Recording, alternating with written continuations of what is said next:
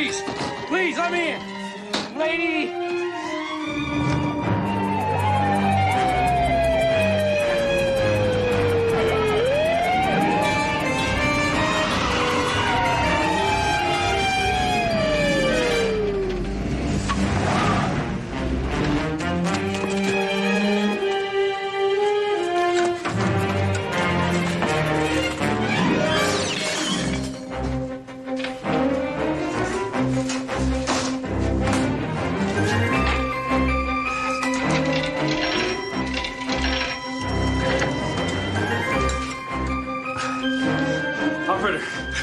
Jim Saunders. I want to make a long-distance call collect to Los Angeles. Houston Investigations. I don't know the number. Miss C.J. Parsons. Tuesday, this is the best suntan lotion in the world. My boyfriend said these salmon eggs will catch anything that swims. This insect spray is guaranteed to give the bugs malaria. Well, thanks, you two, but this is just a one-week vacation. I'm not going on a 6-month expedition down the Amazon. I have here a Mississippi night crawler, considered ambrosia by our pescatorian friends. You little rascal, stay there. Right. Yeah, my hands are full, Uncle Roy. Well, don't worry. I put 50 of these in the trunk of your car. They thrive in the dark. That's good. Thank you. I'll see you all in a week. And look, if something important comes up, you... Houston, forget it. You have canceled this trip 4 times. Nothing's going to come up. If it does, we'll handle it. Bye.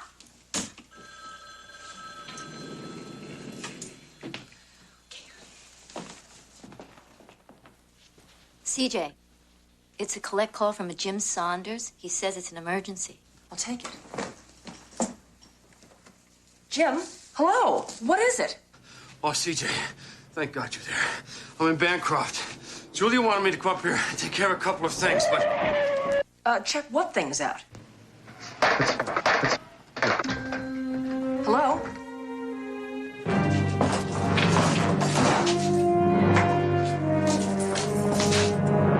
Jim, hello?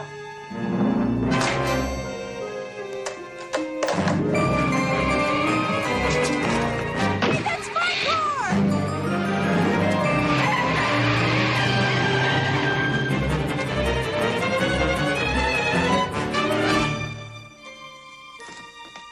Everything all right? No. I just got a phone call from Jim Saunders. He works for my very dearest friend, a girl named Julia Martin. It sounds like he's in some kind of trouble, Roy. I'll try and stop Houston. No. Matt's on his vacation. If CJ's friend needs help, he's got it. And you're looking at it. Thanks, Roy. Where do we start? Well, first of all, we place a phone call to Julia Martin to find out what this is all about. Where can I find her? Good question. She's a bit of a globe hopper. She has offices all through Europe. Why don't you try calling the London office first, Chris? And you and I are going to take a little trip to Bancroft, California.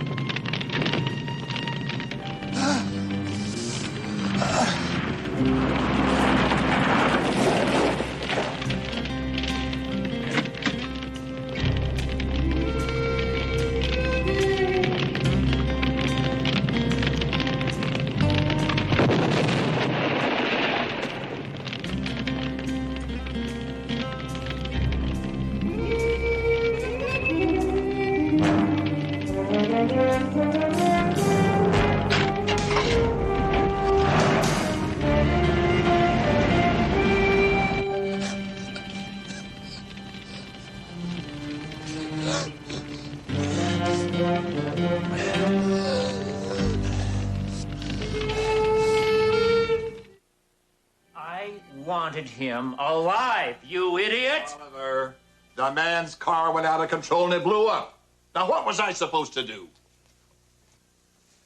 What about the bank records he stole from me? They went up in smoke along with him. Well, congratulations, gentlemen. We just graduated from embezzlement to murder. We might as well just cash in our chips and disappear. Why? Well, the only ones that know Saunders is dead. If anybody finds him, they'll think it was an accident. Sheriff's right, Mr. Bancroft. You convinced all the folks in town that Saunders worked for a rival oil company.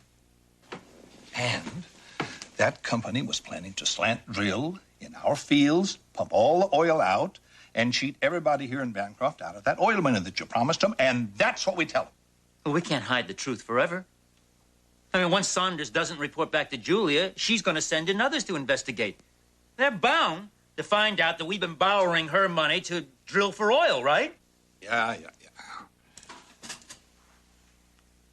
How much money's left in Julia's account? 400,000, give or take. I think I know exactly how to handle this situation.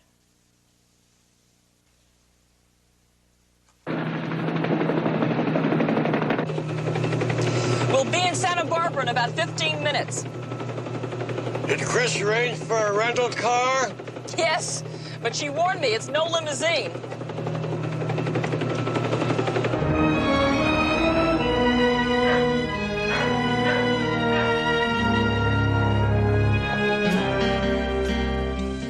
Grell. Take Saunders' car up to that old shack behind the landfill. Stash it in there. And hey, get out of uniform. Okay?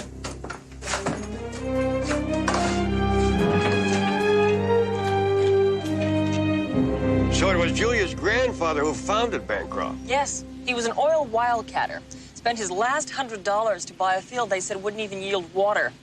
He pumped 50 million barrels of oil before it finally played out. Then Julia was born here? Yes, but when she was 1 year old, she and her family moved to Texas. She was my neighbor for 15 years. Why would Julia want Jim Saunders to go to Bancroft if she's been gone so long? I've been wondering about that since Jim's call.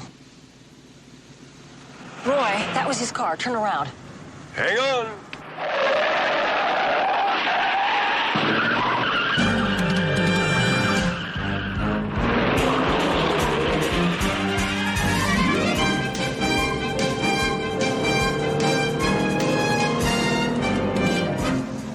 You sure that's Jim's car? I sure am. He's got personalized license plates. Well, in that case, he won't mind saying hello to an old friend.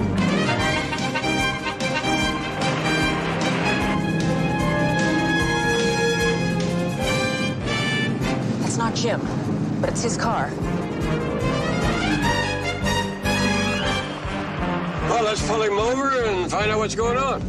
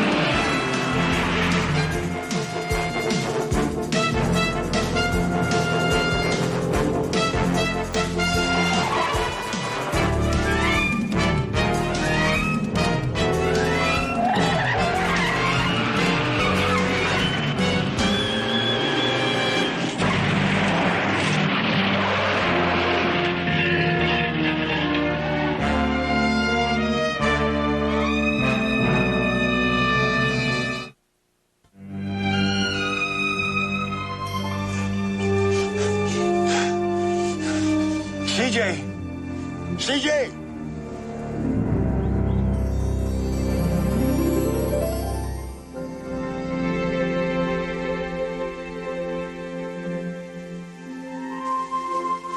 I can't stand it. Open it. I can't.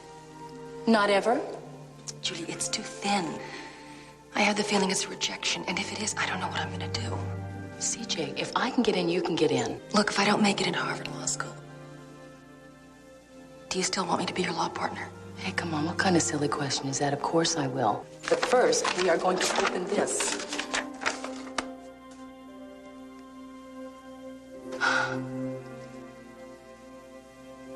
Well, You're in. I'm in. I'm in. You're in. I made it. CJ? CJ? Are you all right? How long have I been out? No more than a minute. We hit pretty hard. Are you sure you're all right? What about Jim's car? Gone. Roy, something terrible has happened to him. Well, I think maybe this will get us back to Bancroft. We're going to get to the sheriff's office there. We'll start to find some answers.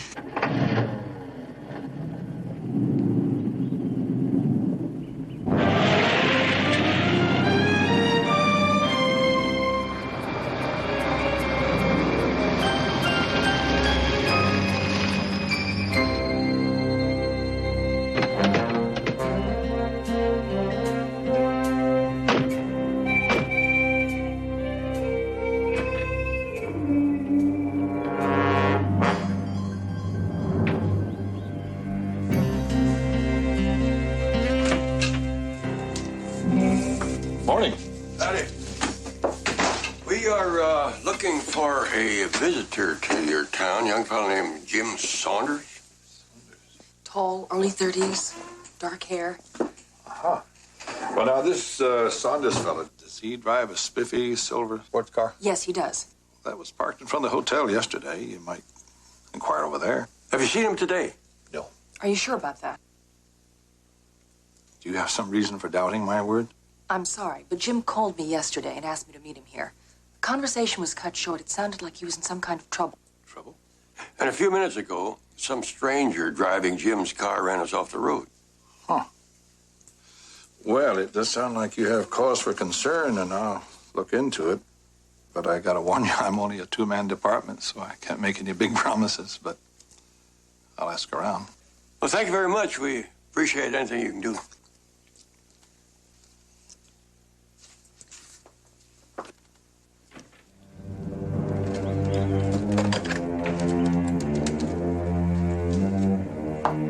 Bancroft, please. Yeah, they sure are on their way. I'll take care of it. Thanks a lot, Sheriff.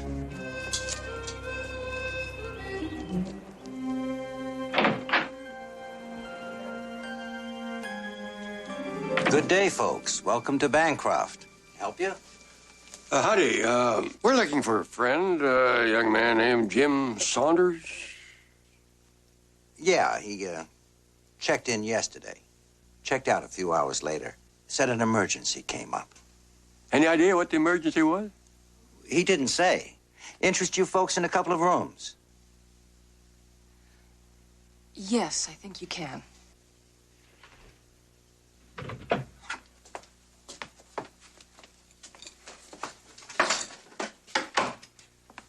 thinking of interrupting Houston's vacation?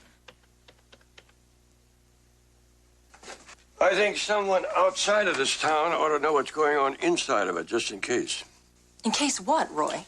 Just in case we end up disappearing like Jim Saunders.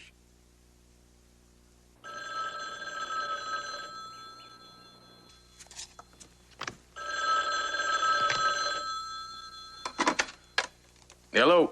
Hello, Matt. Is that you? Yeah, none other. Uncle Roy, what's up? Well, I feel guilty cutting into your valuable fishing time, but there's something I think you ought to be aware of. Well, why don't you give me a minute to shoo all the love-starved females out of my cabin? We'll have a nice long chat. I did what you told me to do on the phone. Put them in rooms 22 and 23. And you remembered to disconnect the phone. Hey, what, Uncle Roy? It sounds to me like... Hello? Hello, Matt?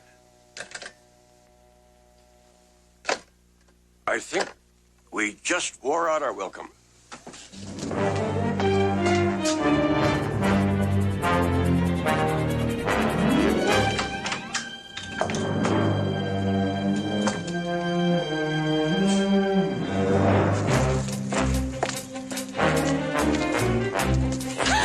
My name is Moonshine Moody. I understand that you folks are looking for Mr. Saunders. You know where he is? Come on, follow me.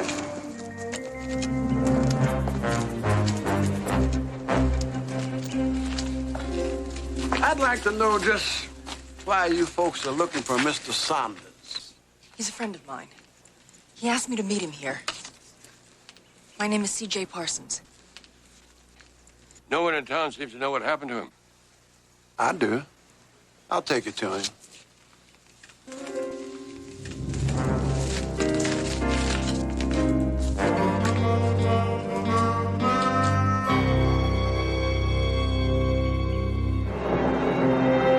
What's the word on Julia Martin, Chris? I haven't been able to locate her anywhere, Houston. I tried all her offices. London, Paris, Rome. You name it, I phoned it. But keep trying and keep in touch. I'll check in from Bancroft if I haven't heard from her.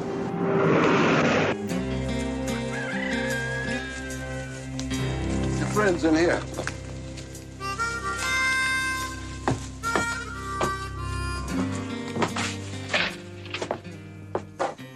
Jim?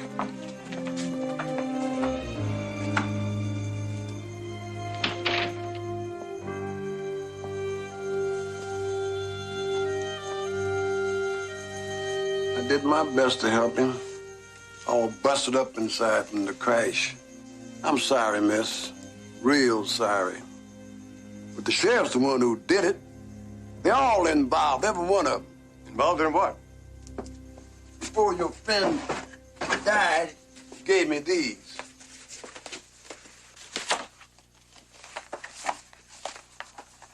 They've been drilling for oil. Shucks, ain't been no oil here in 50 years. But Oliver Bancroft won't admit it. According to these documents, Julia sent $3 million to build a children's medical research center, the money to be held in trust by Oliver Bancroft until additional funds are raised and plans drafted. Oliver Bancroft is Julia's cousin. He's also an embezzler. According to these bank records, he diverted $2.5 million from the building fund into oil drilling. The folks here love Bancroft and want desperately to save the town. But Oliver Bancroft convinced them that drilling for oil's the only way. So they do whatever he says. How come you don't? I did. Until your friend told me what was really going on, and I couldn't stand by and see Mr. Bancroft steal Julia blind. Why would Julia want to build a children's research center in Bancroft? Julia was born here. All of her wealth came from this town. And she was the type of lady that wanted to give something back. Wonderful lady, just like her father. There's another reason.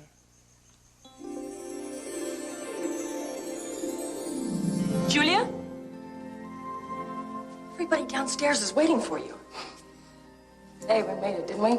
4 years of college and 3 years of law. And we're just getting started.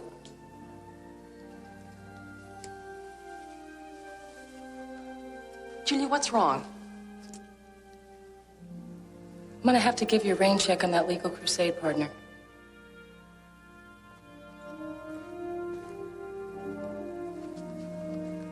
The doctors finally found out why I'm feeling so tired. And it seems I've got myself a slightly terminal blood disease.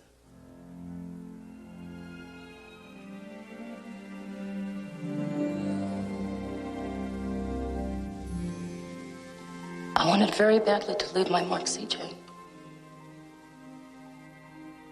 I wanted very bad to leave something important behind. And you will. I know you will.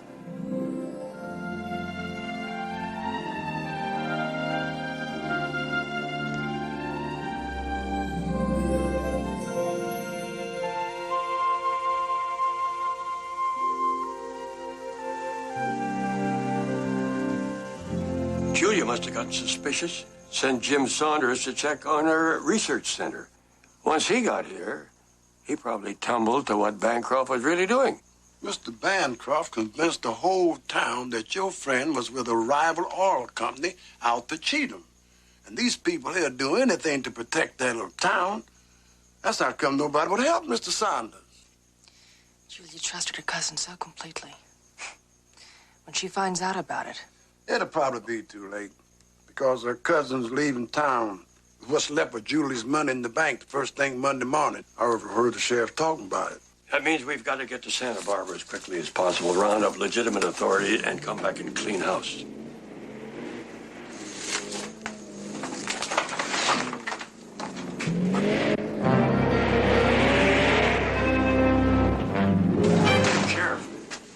Sheriff, is there a back door?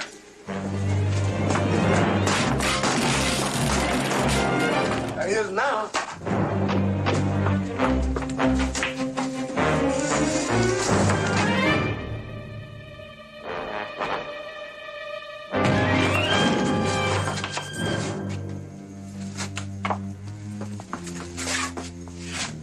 Wait a minute, I thought he burned up in that station wagon.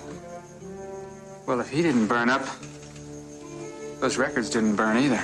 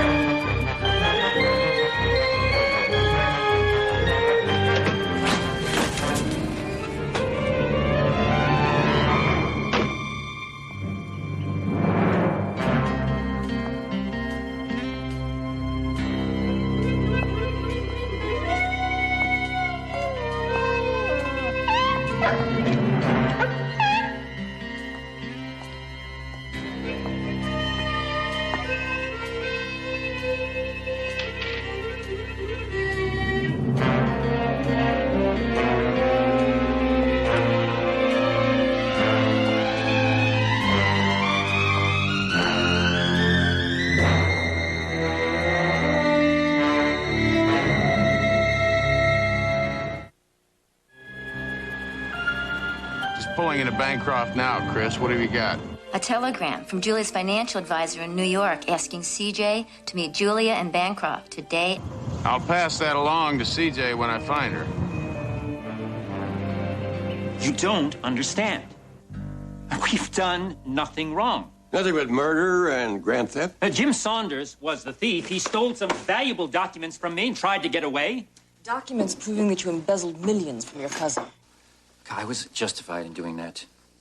To save Bancroft and to make it the boomtown it once was, I spent every penny of my own drilling for oil. And then you started using Julia's money. Temporarily. Just long enough to strike oil. That money was earmarked for a children's research center. Research center be damned. I mean, the only thing that's going to save this town is oil. These drilling records and geological surveys conclude that there is no oil. They're wrong. I mean, they said the same thing to my grandfather 50 years ago, and he brought in gusher after gusher. Until all the oil was gone. No. On his deathbed, my grandfather swore to me that he had barely scratched the surface, and he made me promise to keep drilling and put Bancroft back on the map. So you're going to keep your promise by running out with all Julia's money? What do you think your town is going to think when they find out what you've done to them? I don't want to run away. I've dedicated my life to finding this oil. But people like you and Jim Saunders have left me with no choice. Sheriff locked them up. By Monday morning, we'll be on our way out of this country, and they can say damn well whatever they want.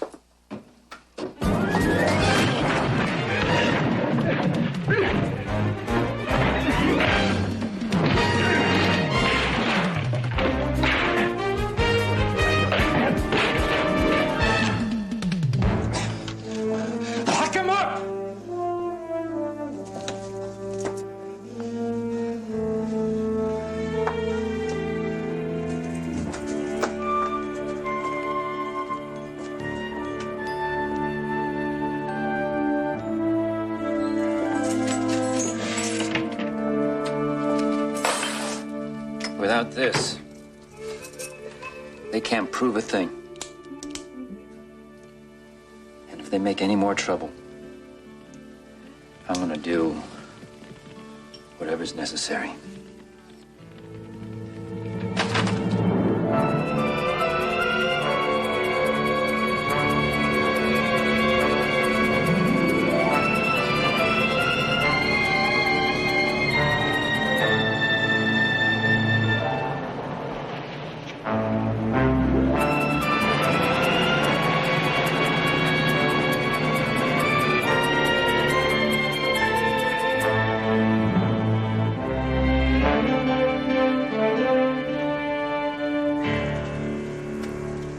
Mr. Bank, this just arrived for Saunders. Julia Martin to arrive Sunday, 5 p.m. What'll we do? Well, if necessary, we'll arrange for another accident. What we won't do is let anybody in town know that she's coming.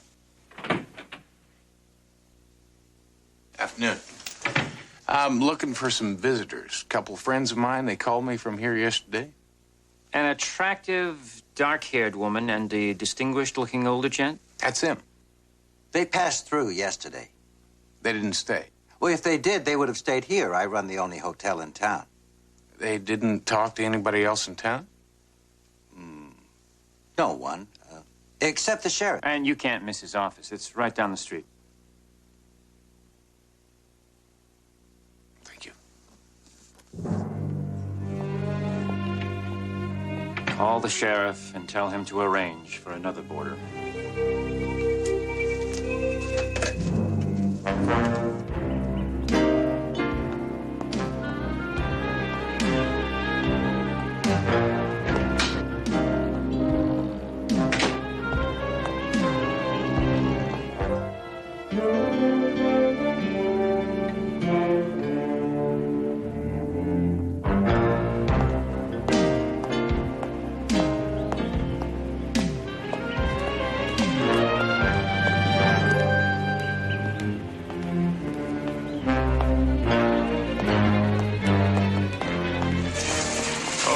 Where'd you get this? Follow me.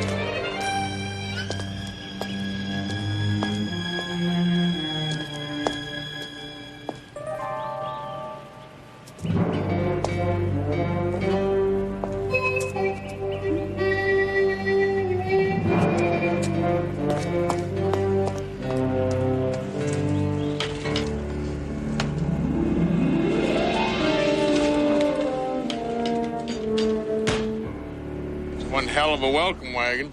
That's all right. But your two friends are in jail. Why? They know too much, just like Miss Parsons' friend, Jim Saunders. He in jail, too? No, he's dead. And we're gonna be dead, too. We don't get out of sight. Jim Saunders died because he knew too much. But there's only two of us. They got the whole town. Those are rotten odds. I'm a sucker for long shots. Come on.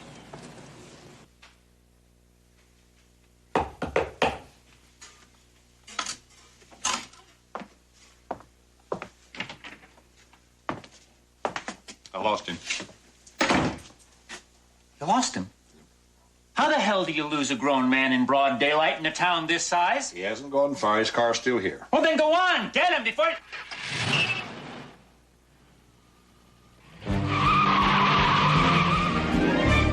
You lost him, all right. Come on.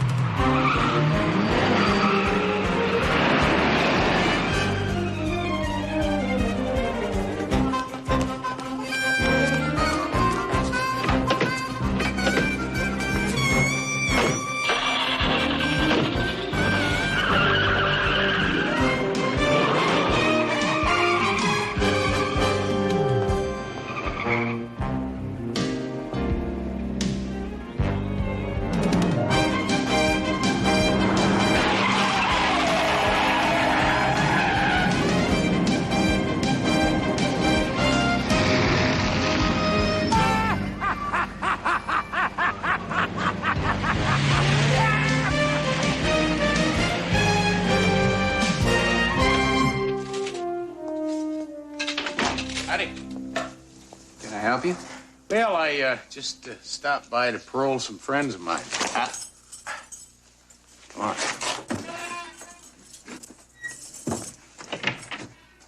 Houston. Come on, unlock it. Make it fast. You're spoiling my nephew's vacation. You have no idea how good it is to see you. Give me the keys. We've lost him. He must have doubled back. Turn around. Turn around.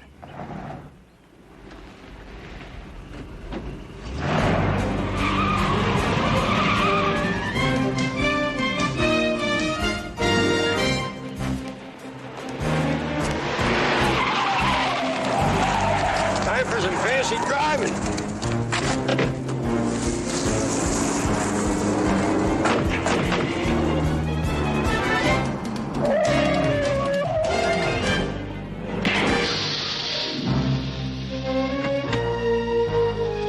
Some fancy driving.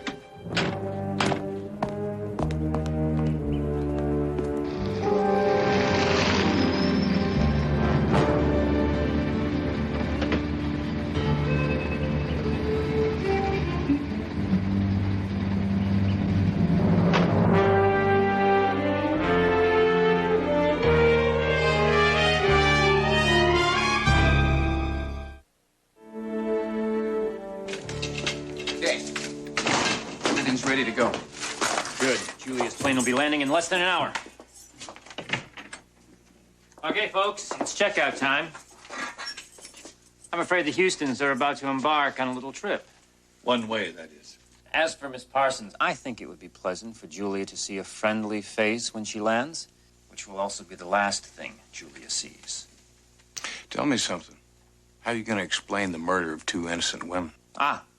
They'll die, tragically, when Julia's plane is blown to bits in a refueling accident.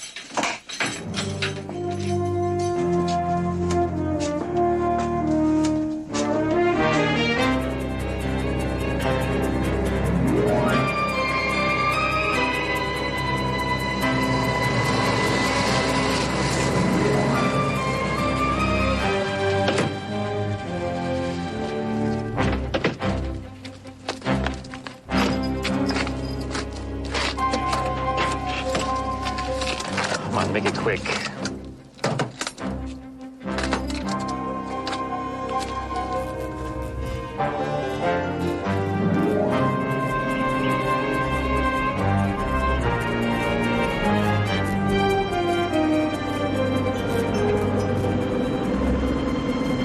They ever happened to teach you how to slip out of handcuffs? Had a lot of classes in escape techniques. I flunked everyone.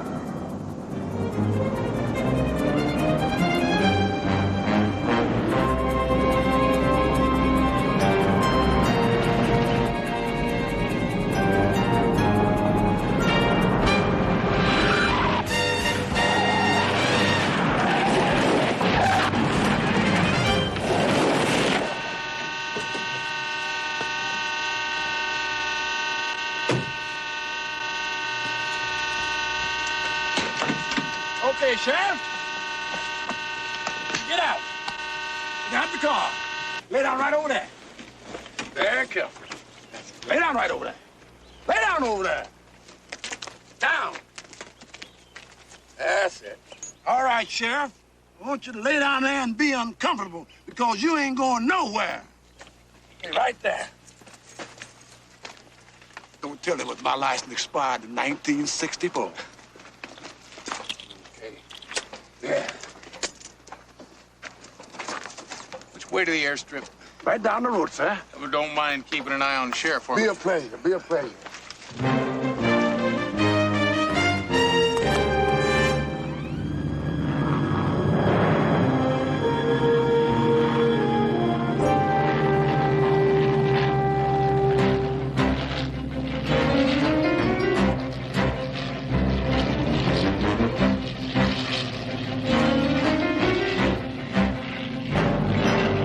All set. When the plane lands, it'll pull over here to park. When the front tire touches that cable, she'll blow.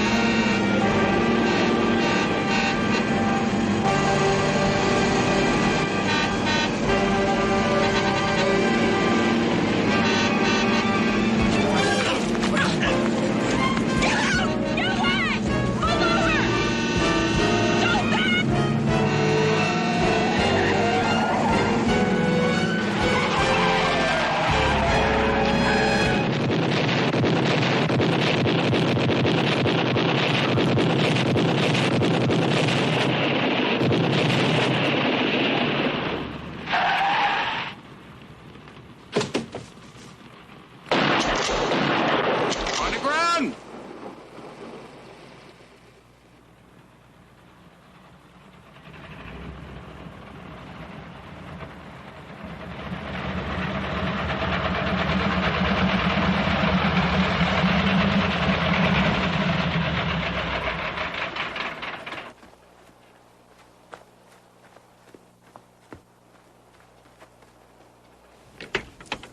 What the hell is going on around here?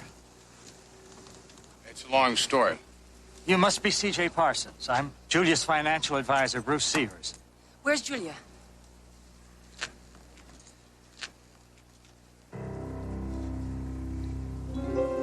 I'm sorry. She was already dead when I sent you the telegrams asking you to be here. What happened? After 10 years in remission, the leukemia returned. She told me that she wanted to be buried here, her birthplace, among her friends, especially you. Before she died, she gave me this. It's a check. The final $3.5 million made out to Bancroft Building Fund. Her last wish was to see her research center completed. It will be. Guaranteed.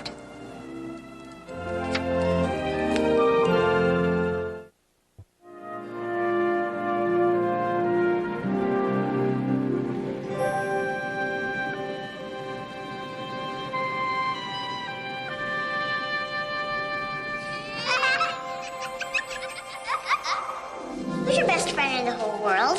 You. Who's yours? Betty Lou Montgomery.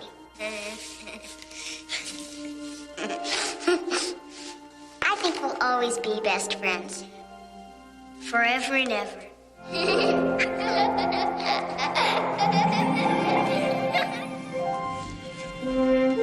Hey, what are you smiling about?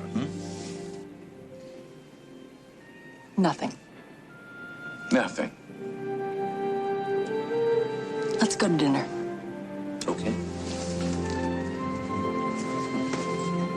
Smiling about nothing. When you were a kid, did you have a best friend? Yes, I did. Yes, I did.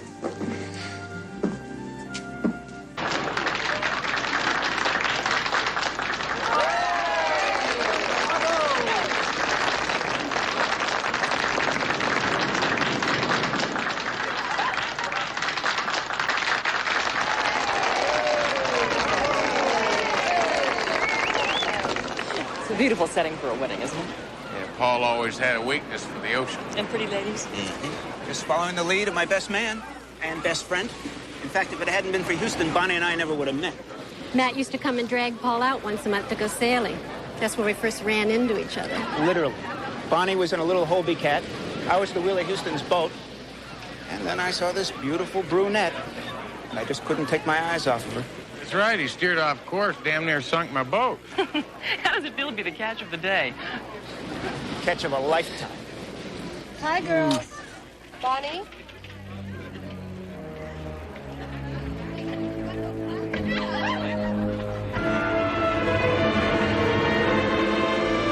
You're a lucky man, Paul. She's a special lady. I envy you. Oh, now that's a switch. What's that supposed to mean? Houston, I have envied you since day one in college. Rice University's BMOC, class president.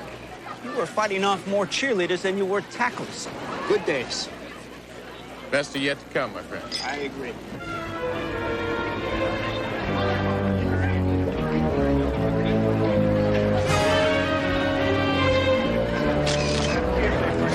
Good. Hey, Lois, can I get a copy of that snapshot?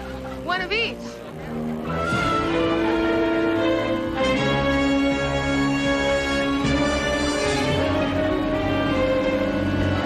When do you leave for Acapulco? Tomorrow. Tonight it's the honeymoon suite at the Majestic Bay Hotel. And then first thing in the morning, it's up, and away.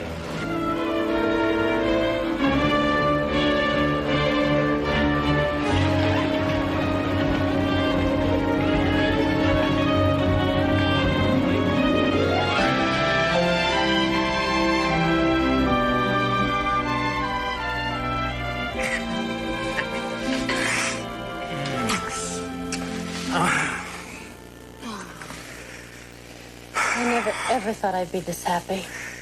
Hey, you better get used to it. I have a confession to make. You do. Don't worry about it. I took you for better or worse. Good. Because I'm a tickle freak. Oh, well, all's fair in love and war. Oh.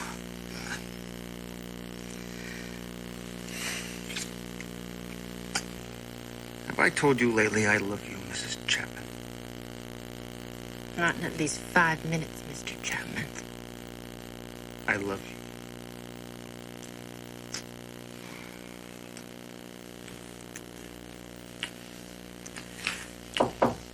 Room service. Surprise. Don't you go away.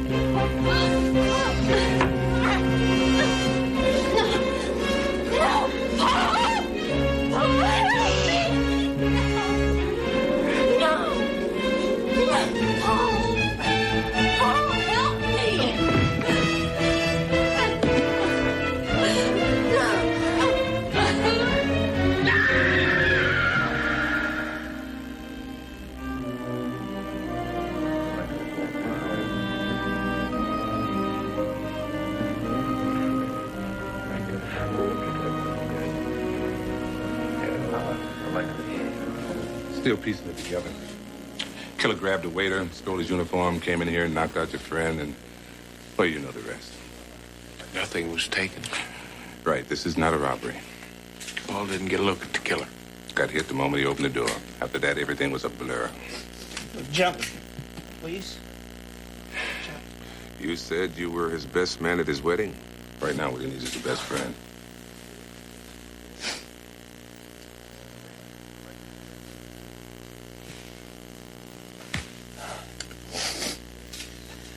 I watched it happen. There was nothing I could do. Bonnie kept calling to me for help, and all I could do was watch. Nothing you could do. I better go with her. No. Look, I have to. Oh, I have to! You can't go with her, damn it! She's gone, Paul. She's gone.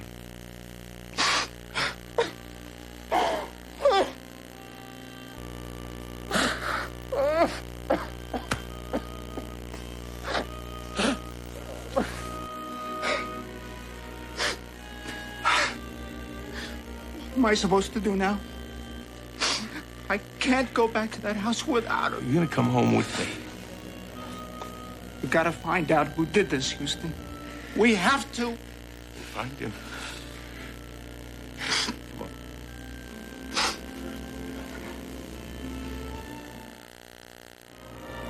All right, since Paul was just knocked out, there was nothing stolen. Now, Bonnie had to be the target all along. Premeditation. Yeah, but why? Paul, did Bonnie have any enemies? Everybody loved her. And what about old boyfriends? A crazy one, a jealous one? Wait a minute. Wait a minute. Russ Sloan. He was pretty upset when Bonnie broke things off with him. My God, that's it. Matt, he could be the one. You sure you're not reaching? No, look, he kept phoning her. He was threatening her. He was pleading with her. He even took to following us around with binoculars. Well, let's go pay a visit to this Russ Sloan fella. Come on.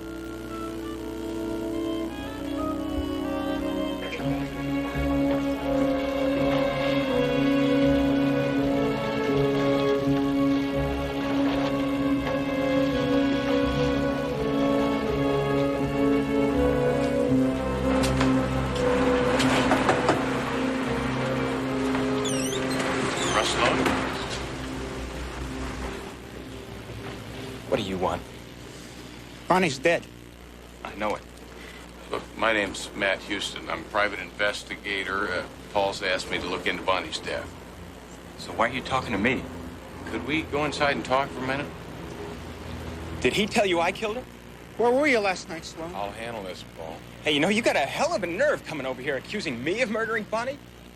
I loved her so much. I just want to talk to you for a Hey, I was out to dinner when she was killed. I got a restaurant full of witnesses. It says here you were in the room when it happened, that you watched the whole thing. I'll tell you something, pal. If it had been me married to her, I sure as hell would have been man enough to protect her.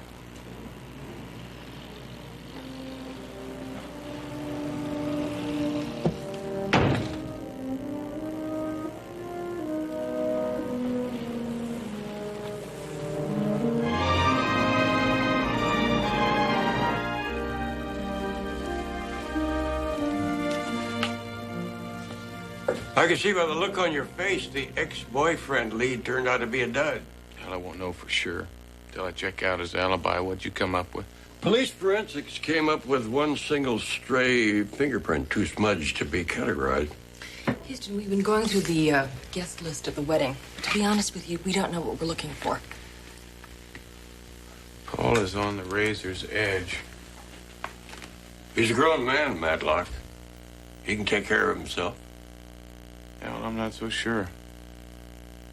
He loved Bonnie with every ounce of strength he had.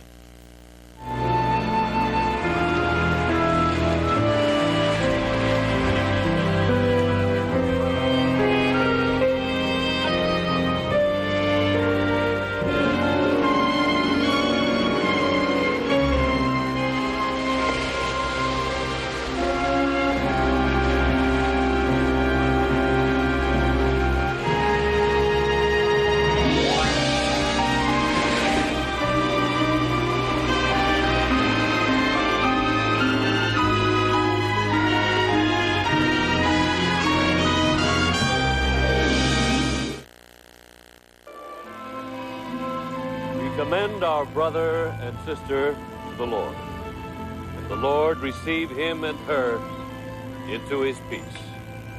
Raise up his body and hers on the last day. Ashes to ashes, dust to dust, in sure and certain hope of the resurrection and to eternal life. Amen.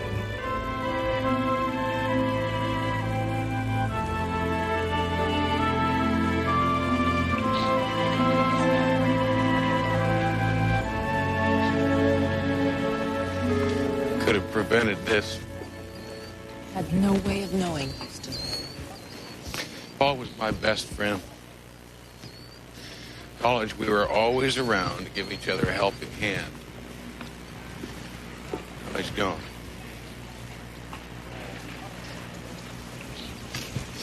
DJ, you shouldn't have done it. It's not right. Suicide is not an answer. Houston, he was confused. He didn't know where to turn. He needed my help. You did everything you could. That's not good enough. It's just not good enough. See, there's somebody out there now that's killed 2 people with 1 blow.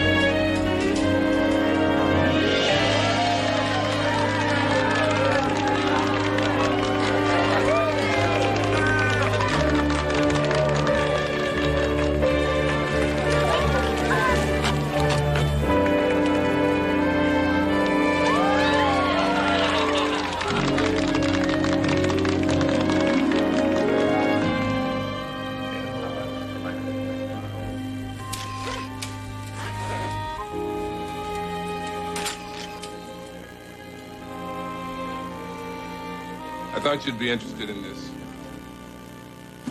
Who was she? Mary Ann Fine, actually make that Crawford. She was married 6 hours ago. Serial killer? That's what it looks like. Just claimed his second victim. His third victim, Hoyt. I heard about Paul's suicide. I'm sorry. Look, we have got to stop this man before he kills again. We're doing everything possible. We haven't got a single clue. Well, look, don't serial killers usually use some kind of a pattern? Don't you think I know that? And we're looking for that pattern.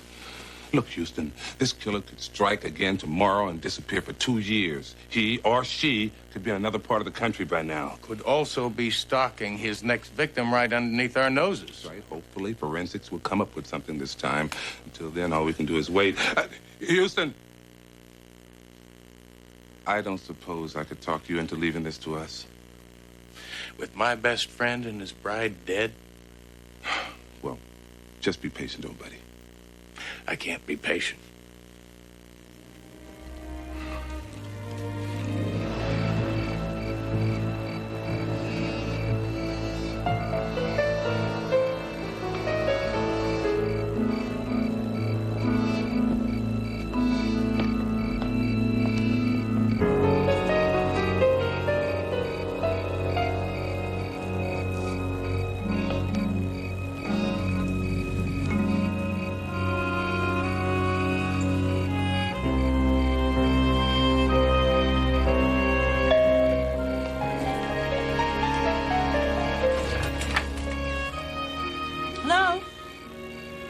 Nora, who is it?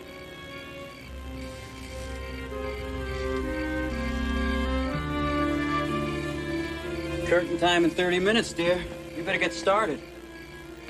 To Nora with love, no signature. Someone you haven't told me about? Skeletons in the closet? Maybe we should call the wedding off.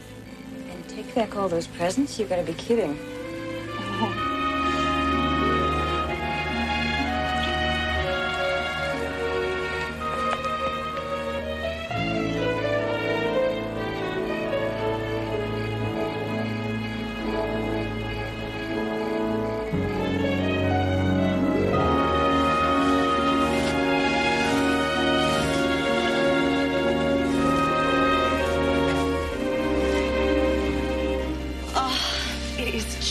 Lovely. I absolutely adore it.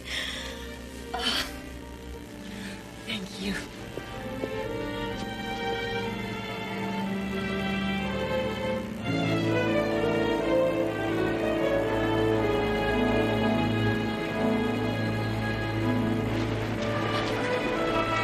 Thank you so much for everything, Mrs. Saboroff. Nora? Stay away from me. Nora! You don't understand. Look, you got the rose, didn't you? Then listen, I know that you're getting married, and, well, I just don't think you should. I'd say you are the last person who has the right to say that. Nora, you can't get married. I love you. That's ridiculous. We haven't seen each other in years, and we both know the reason why. I'm just asking you not to do it. There is something you have got to understand. I am getting married on Saturday, and there is nothing you can do about it.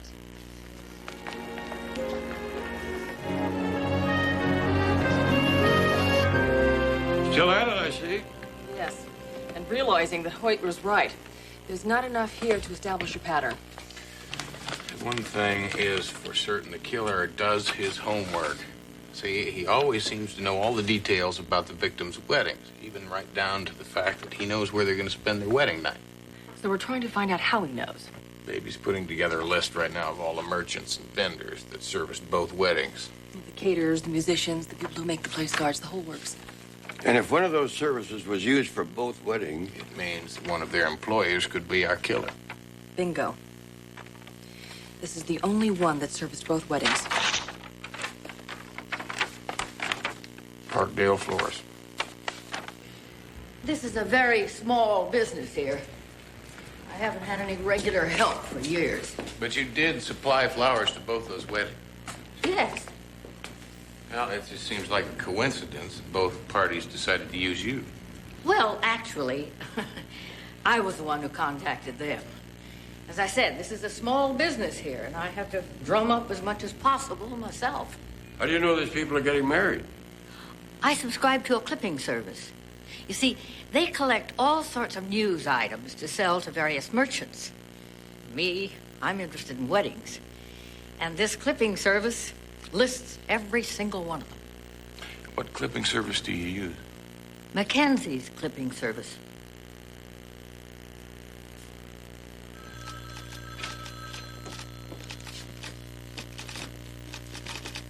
Can you tell me where I'd find supervisor?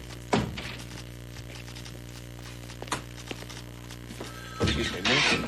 My name's Matt Houston. I'm a private investigator. I wondered if you could point me in the direction of the person who does all the wedding announcement clipping. Well, we all clip everything. We're just assigned to different papers. However, most everybody's gone home for the day. I'd like to come back tomorrow and talk to my staff. Thank you.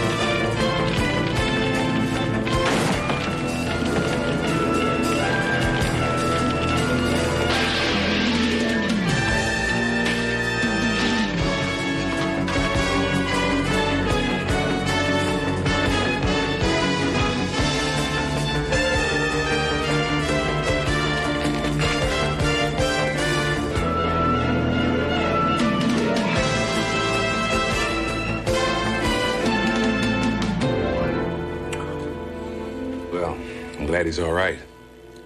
Tell me, did you get a look at the assailant? Nope. Any idea who might be trying to kill Houston this week? Maybe. Do you people care if anyone tries to kill Houston? Nope. Matter of fact, I'm thrilled. Are you out of your mind? No, I'm just getting very close to the honeymoon killer. He's the one that attacked me. But you can't be sure of that. Look, Hoyt, I tracked the killer to a downtown clipping service. Now, no one followed me there, but somebody tried to kill me on the way out. I was getting too close. Honeymoon killer works at the Mackenzie clipping service. Okay, Houston. Sounds like you got enough to get a search warrant. It'll probably take me till morning. I'll call you when I get it. Thank you, Michael. Mm-hmm. Give you a ride home?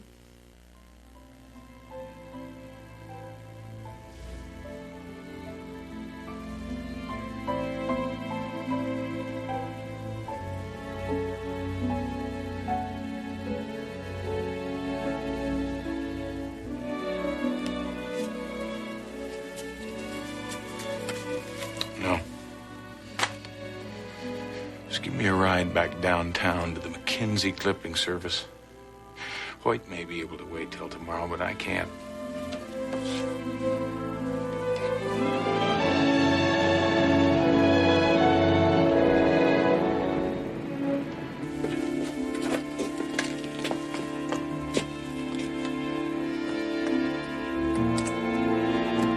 There is a trick in opening this kind of a door. I know.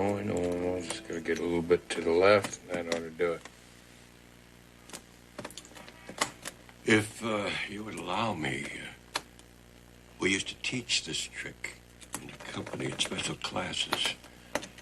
I think it was my old rival Karpov who perfected the technique.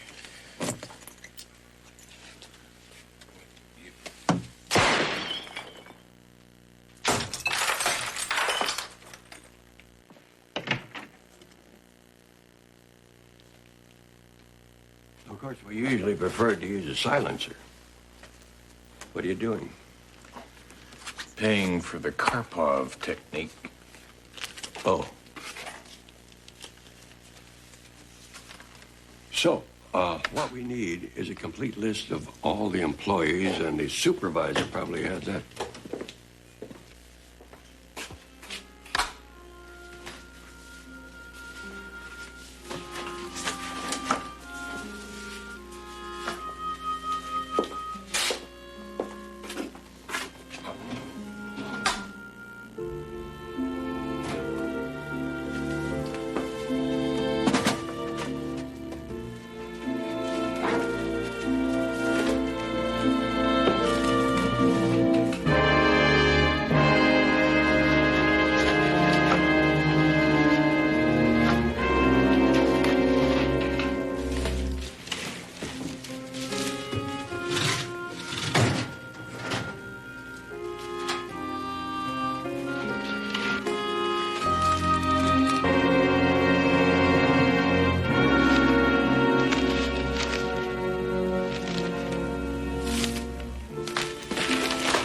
Find something?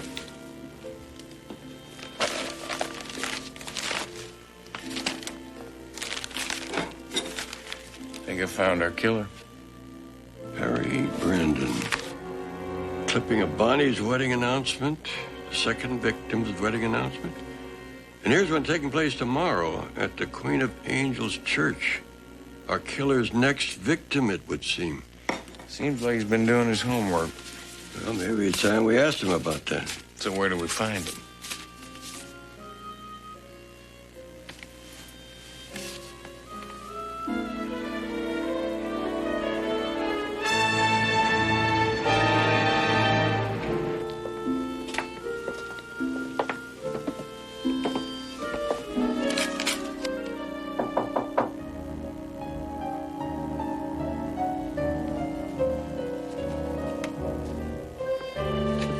What are you waiting for?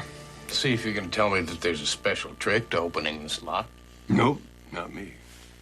However, Peerless Eddie Pierpoint, the lock-picking specialist at the company, had a technique. Always make sure the door is locked first.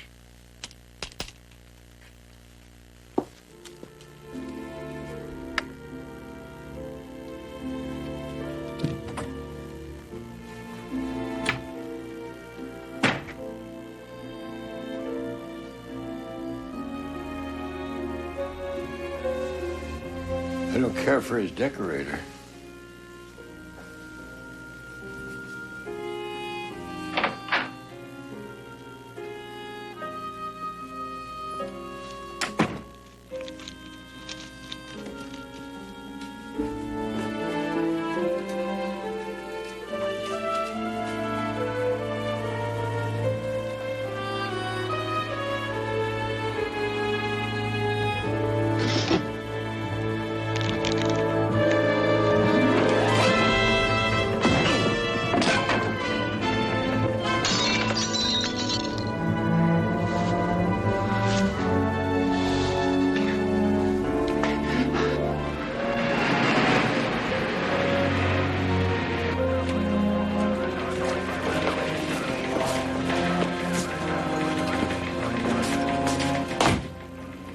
Says you broke into his apartment, started rummaging through his things. He tried to stop you, and you beat him up. Don't worry, I don't believe him. So, you just gonna let him go? Because I have no choice. Everything we've got on him is illegally obtained evidence. Now, why didn't you wait until I got the search warrant this morning? Because I didn't want somebody else to get killed in the meantime, Hoyt. Now, I'm telling you, he is our killer. You're probably right. His records show that he underwent psychiatric treatment in college. His girlfriend broke up with him, and he beat her half to death. But if we book that man now, they'll throw the whole case out. So what do you want us to do? Just wait until he kills the girl we saw in the clipping we found? No. We put a tail on him. We put a unit 24 hours at his apartment, and I'll be at that Queen of Angels church in the morning at the wedding. Houston, you've done a hell of a job on this one. But we will carry it from here on in.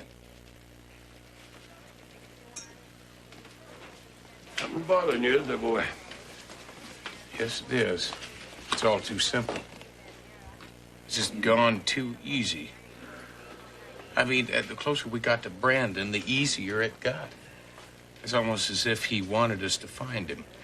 Wonder why? Let's ask the psychiatrist. We psychiatrists aren't supposed to give out information like that. Let me guess. Now is when you start quoting from your book of ethics on patient's confidentiality. I have no other choice. Besides, I haven't treated him in over 10 years. Well, suppose I tell you that your former patient, Perry Brandon, has killed 2 women. What? You mean he actually went through with it? Murder? You knew in advance? Well, no, I mean... Well, he talked about doing it, but I didn't believe him. I can remember he sat in my office and he ranted and raved about this girl who rejected a proposal of marriage. A girl that he'd spotted in one of his college classes. You know, Brandon was a shy type. He kind of admired her from afar. He started sending her flowers and letters from a secret admirer. And then one day, he shows up on her doorstep with 2 tickets to Las Vegas and tells her they're going to be married that night. And remember, this girl had never spoken one word to him. Of course, you said no. The rejection sent Brandon into a rage. He slapped her around. I remember he slapped her around quite a bit. That's when his parents insisted that he come and see me. This girl, what's her name? I'm sorry, gentlemen. I've told you too much already. Look, Doctor, if you don't give us the girl's name, she's going to die. Ethically, I can only tell the intended victim, her family, and the police if I'm convinced that a murder is about to take place. Frankly, you've convinced me that one is. Well, that's good. That's good. So give us the girl's name, then you can go back into your office and be ethical as hell. Call the police. But just give us the girl's name. Her name is Nora. Nora Fulton.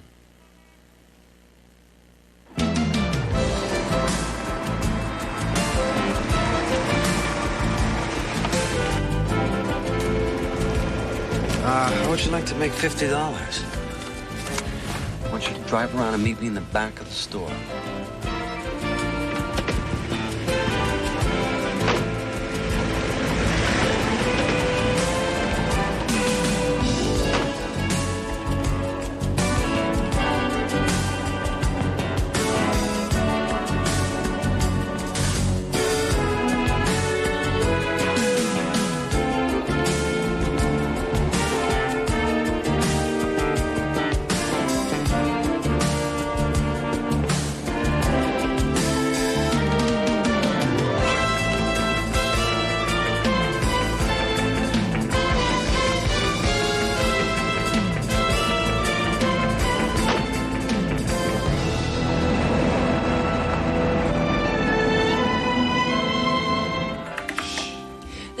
Fulton. I knew it. That's the same girl that Brandon has a picture of in his apartment and office. What's her marital status? It's funny you should ask. She's getting married today. Well, that explains what set him off again. Why would he want to kill those other girls if all he wanted was Nora? Don't you see, if he just killed Nora, he would be a prime suspect. Remember, he attacked her in college. So he killed those other brides so it would look like a serial murder? That explains the stuff that we found in his office. He was reading up on serial killers. He wanted the police to believe that the killer was somebody who hated all brides, not one in particular. He made that other announcement to throw us off, which means, Which means that Hoy's at the wrong wedding. And we've got about 5 minutes to get to the right one.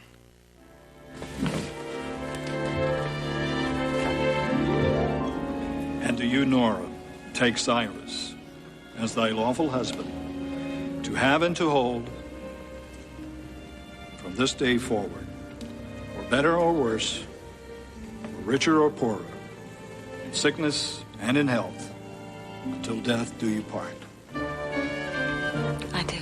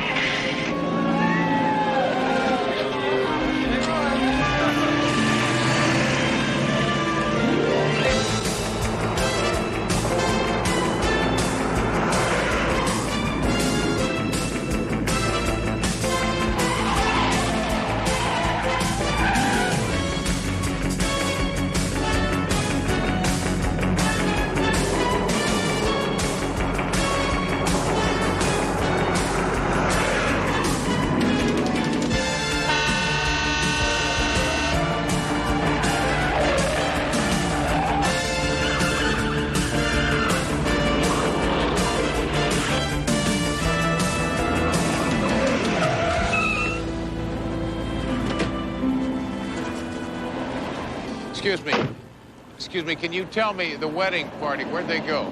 All left. This is one of those short services. I do, you do, we gone. Where'd they go? Down to the water, I think. Something about a reception on a boat. I think a reception was mentioned in the wedding announcement. Yeah, here it is. Surfside Marina, slip 37. Let's go. Call CJ, tell her to get a hold of Hoyt. Have him meet us there.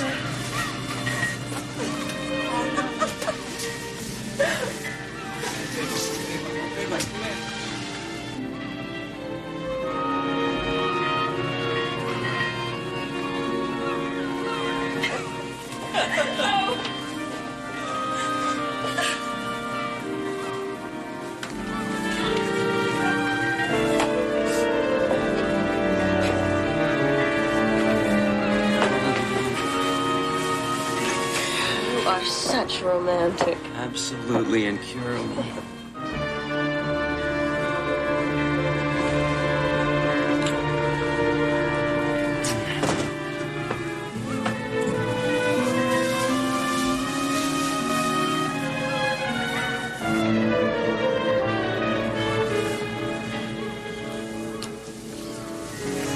Oh, I wish we could cancel the reception. My sentiments, exactly.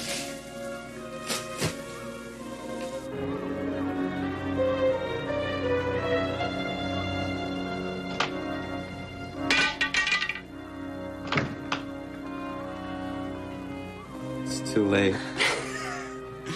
That'll be the caterers. I'll tell them where to set up.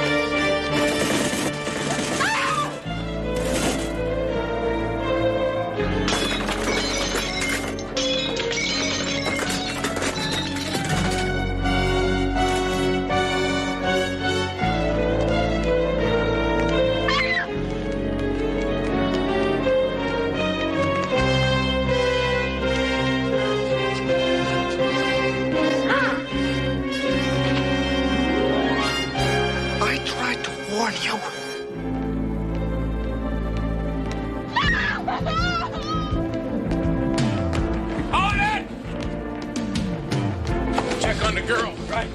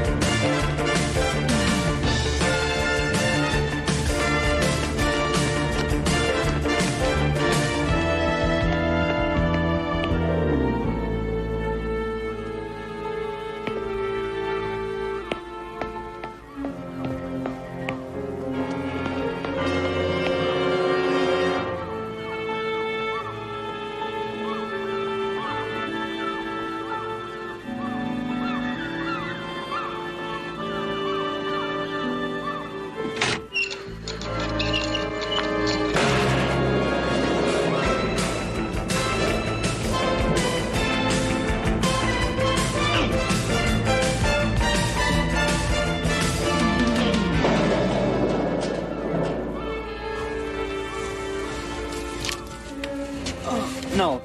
Don't shoot me. Please don't kill me. Please don't kill me.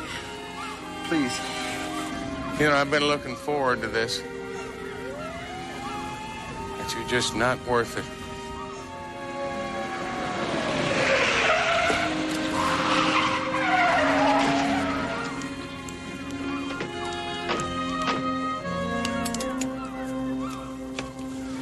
You better take this before I change my mind.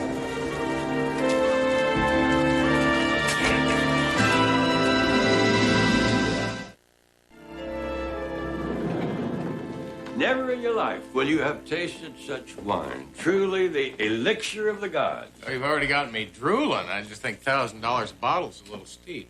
And it's worth every drop. But, of course, I didn't pay $1,000 for it. It was a gift to me by an overly amorous, deep-cover belly dancer on the Isle of Crete. Well, I mean, a bottle that valuable, you probably ought to keep it in the safe. Anybody can get in a safe. That's the reason I put it in here. Well, did they teach you any classes on how to get into a file safe at the company? I don't see you being very helpful. Having a problem, gentlemen? Chris and I were working on some legal stuff, but why are you guys here so late? We're just trying to get the file cabinet open.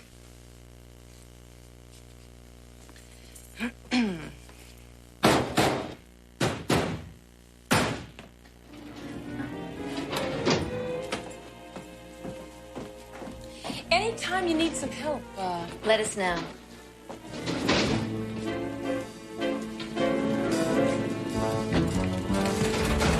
Careful here.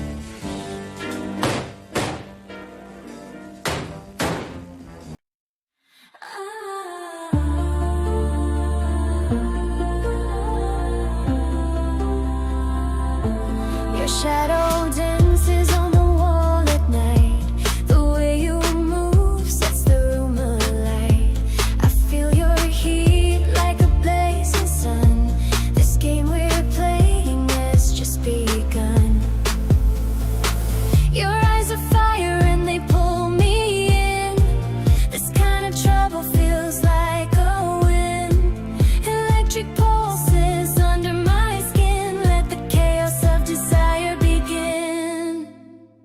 Velvet heat, I can't escape your touch. Carves out a dangerous shape. Every move you make, I fall.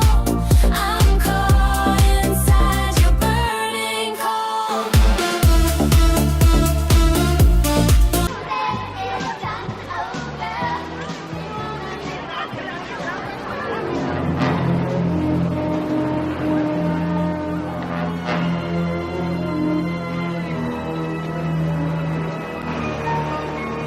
You know, you'd think, with all these men around, I could find one even vaguely interesting. But there's hope. I got a note from some guy at the luau last night to meet him here at the catamaran at 3. The 3S? How's that? Oh. Well, it looks like the only thing I'm going to be taking home from this vacation is a tan line. Oh.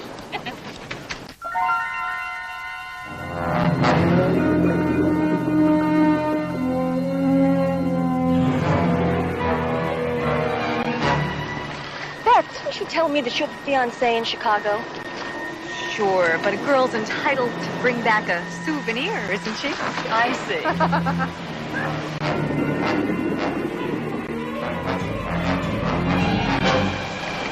Time for a little more basting.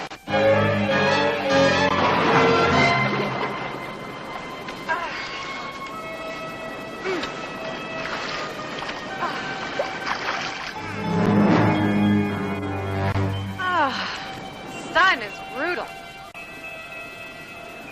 I think it's time for the plunge.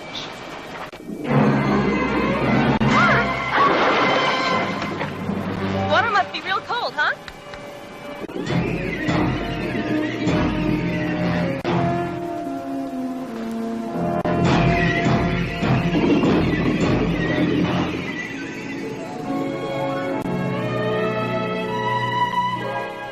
We're whereby the aggrieved party of the first part does consent to contest a lawful testimony by a peripheral party, part and parcel to.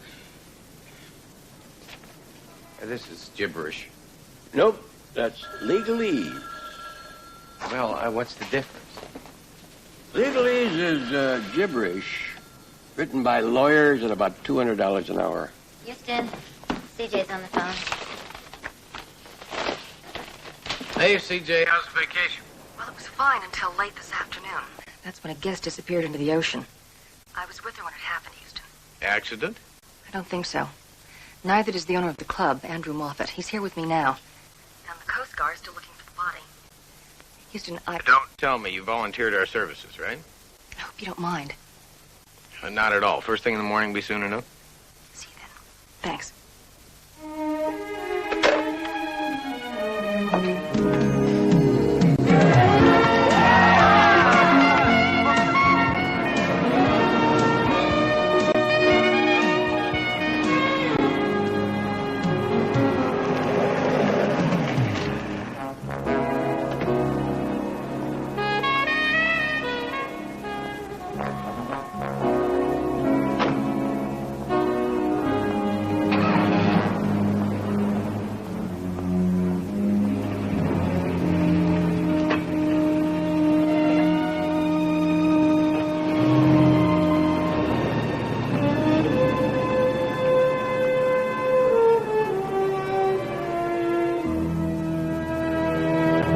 I made a terrible mistake, you see.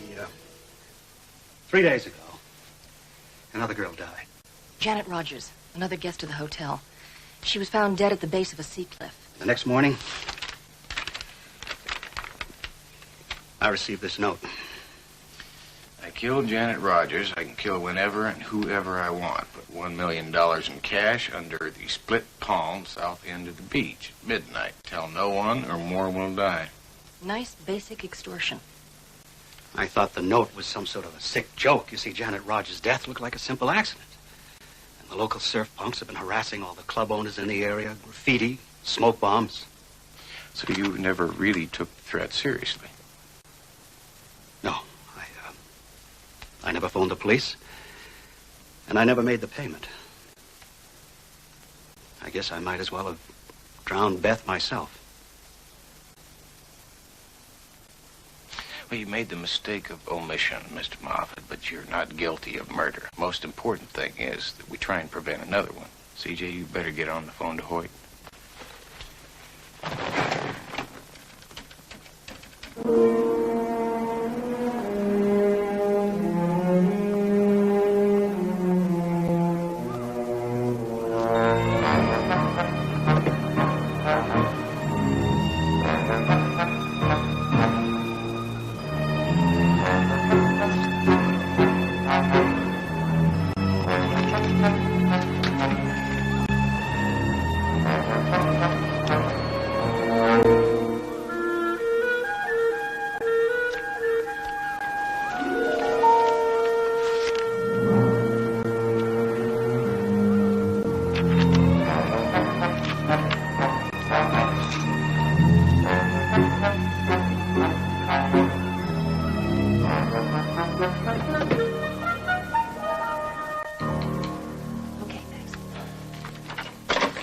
Sending over a forensics team, and he'll be here himself as soon as he can break away. We've got to close the club as quickly as possible. Of course. I don't want to jeopardize anyone else's life. But I don't know where I can raise that kind of money. Mr. Houston, every penny I have is invested in this club. Worry about the money later. We've got to get the guests safely away from here. You think there'll be another extortion note? I'm sure of it. See, once we get the guests away from here, the killer will have no bargaining power. Hopefully he'll move on. Or kill me. Mr. Moffat, do you have any idea at all who's behind all this? For all I know, it could be one of the guests.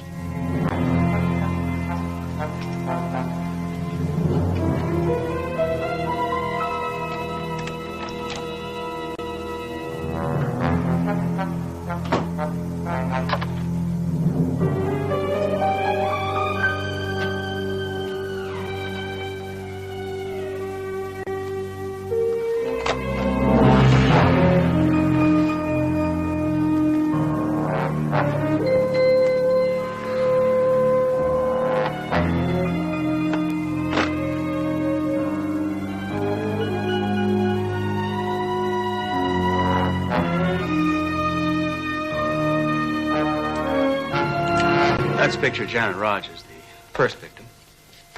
Oh. And this is a picture of Beth Thompson, the second victim. You have photos of all the guests at the hotel. We try to take arrival photos of all our guests. They get a picture as a souvenir, and we use the pictures to keep track of who's who, remember them by name. It gives the hotel a more personal touch. Okay. We have copies of all guest lists, employee records, businesses who supply us.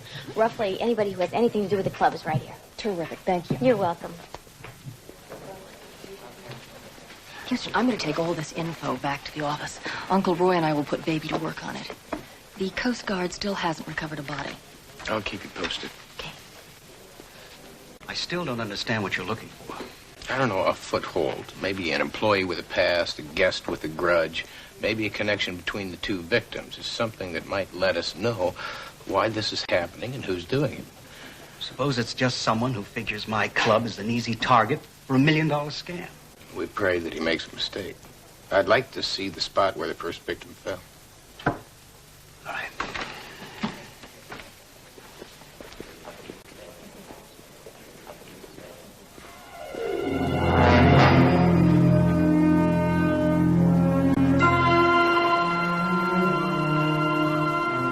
Where her body was found on the rocks below, we figured that Janet either fell or was pushed from right about here. It was festival night. Torches on the beach, fireworks exploding over the sea. How many people have been up here since then? Oh, any number. It's a very popular spot. People come up here to be by themselves or with someone else for a little romantic privacy. Now, CJ told me that the second victim, Beth, had received a note telling her to meet somebody on a catamaran. Now, Janet Rogers could have been lured up here the same way. You're right.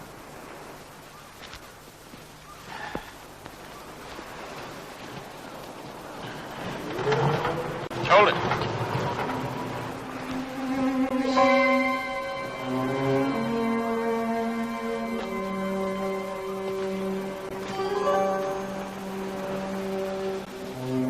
That could be Janet's. Or the killer's.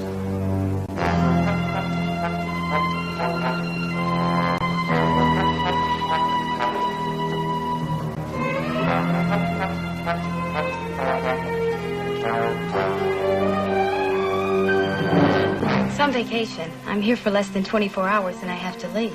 I'm sorry, Miss Johnson. It's for your own protection.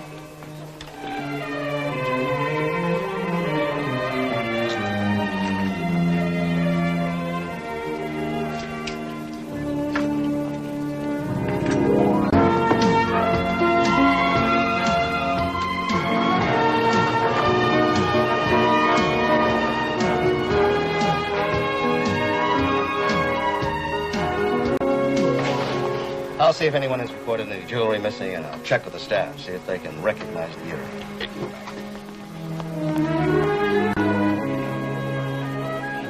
Oh, Mr. Houston, this is for you. Thank you. You're welcome. Who gave this to you? Nobody. I found it here on the reception desk. Thank you. I know who you are. If you care to discuss it further, be at Lomax Cove 230. No signature. Where is this Lomax Cove? I'll point you in the right direction.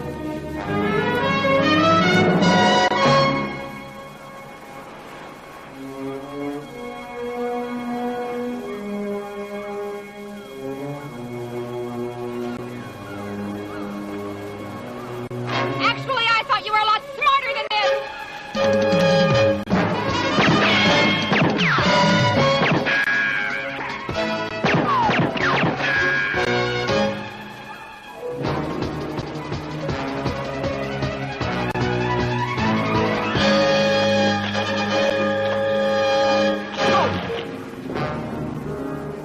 All right, the game's over, and so's this little extortion plot of yours. Mine. You're the one who killed Janet Rogers. Wrong. I'm a private investigator. I've been hired to find out who killed her. Who the hell are you?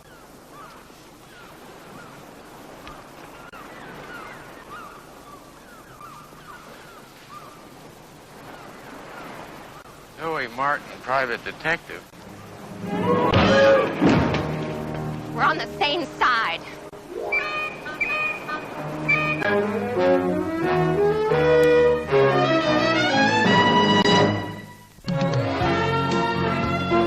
Just a reminder, buses will be leaving for the airport every 15 minutes. Everyone must be checked out of the hotel in the next 2 hours.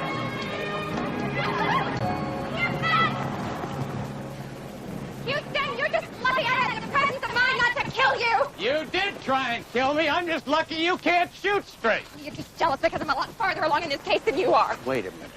You want to know how far along I am on this case? I'll tell you, I'm far enough along that I can book you on suspicion of murder. Me? Yeah, you. See, I found your earring up on that cliff where the first victim fell to her death. Huh? Huh? Well, if you were a trifle more observant, Mr. Houston, you would notice that I'm wearing 2 earrings. Unless, of course, you're dumb enough to think that I carry a spare. And if you knew anything about jewelry, you'd know that those are antique. Handmade, very rare. An heirloom. There are only 2 pair in existence. One belongs to me. And the other to my sister. You mean to tell me that the first victim, Janet Rogers, was your sister? My one and only.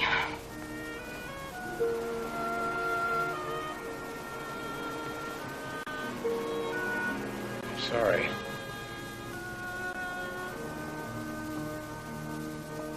She was divorced last year. That explains a different last name.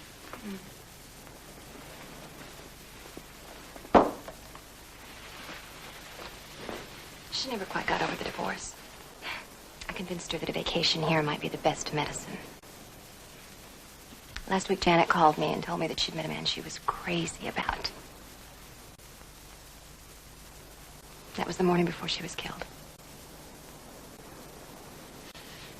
You think this fellow lured her up to the cliff, pushed her off? I'm sure of it. 3 days ago, I buried my sister. I stood by her grave and tried to cry. But I couldn't. Not as long as her killer was free. I understand.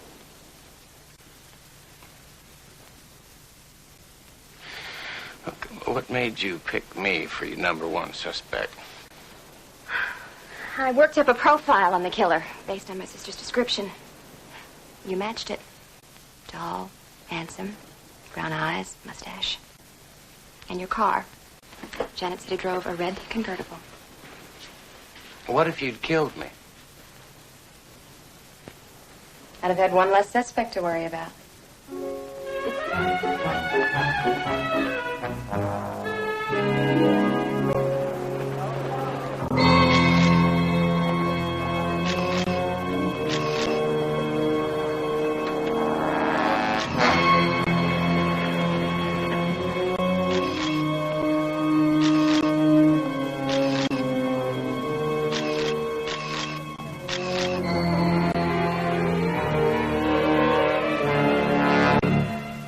I've been thinking.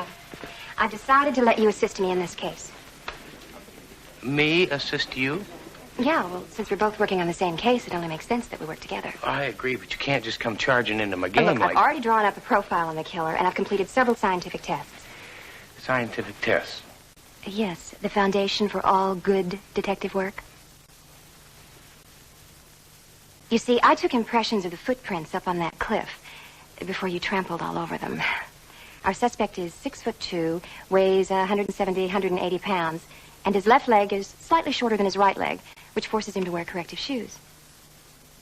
Now, all of that was readily apparent from the spacing and depth of the footprints. Any distinguishing birthmarks? Plus, don't forget about the dark hair, dark eyes, and mustache, and the red convertible. CJ, Uncle Roy, this is Zoe Martin. Hi. How do you do? Nice to meet you. She's a private investigator. Her scientific methods nearly got me killed earlier. Well, maybe so, but she also just described our prime suspect.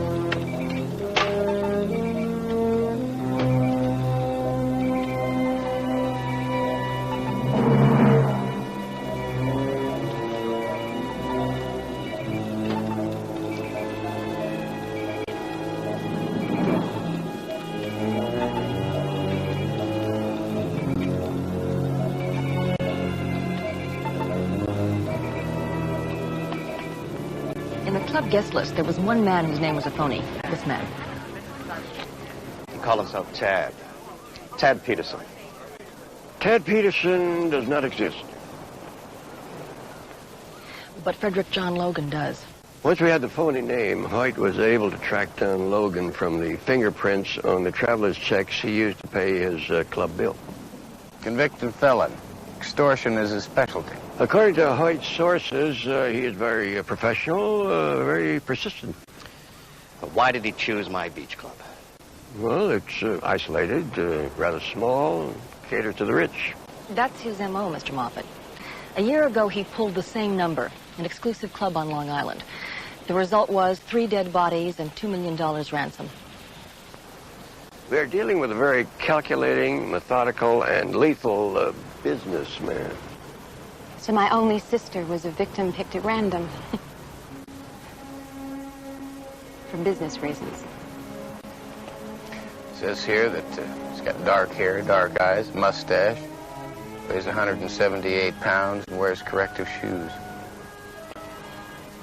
Somehow I don't quite feel like saying I told you so anymore. You'll find him, Zoe.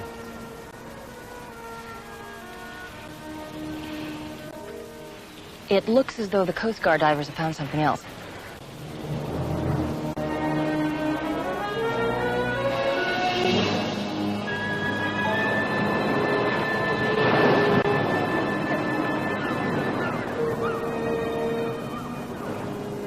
Thank you. I tried to get here earlier, Houston, but I got a gang war in progress, a major drug bust about to go down, and some psychos running around killing hookers. Whoever named this place the City of Angels got a sick sense of humor. Well, at least we've identified the man behind this one. Any luck on the all points on Logan? You know, an APB is hardly sufficient. We need protection from Moffat, a tracer on his telephones, and a rotating staff of at least 3 detectives to patrol the grounds in case Logan decides to make a ransom note drop. Just what I need. Another private eye. Would you let me handle this, please? Houston, he's just a cop. Don't let him bully you. Just a cop? He's just trying to help us. Just a cop? We don't want him getting in our way. Your way? He is on our side. Houston, we've got the situation under control. Hey, hold it! Thank you. Now, if you don't mind, we'll sit down. We'll logically go through this and discuss the next best course of action. All right?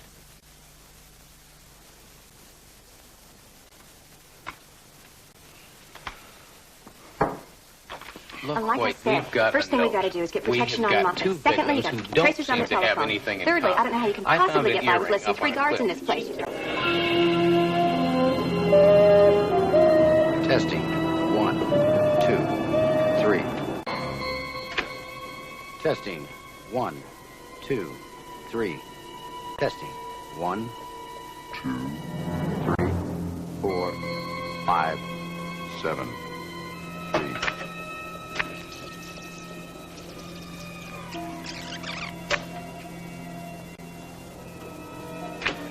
Testing. 1, 2, 3.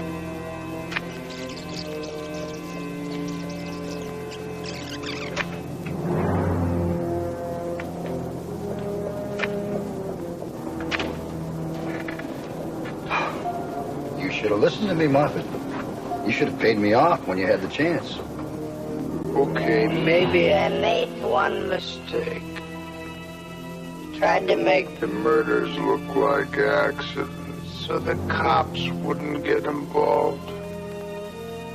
No matter. You're still gonna give me what I want.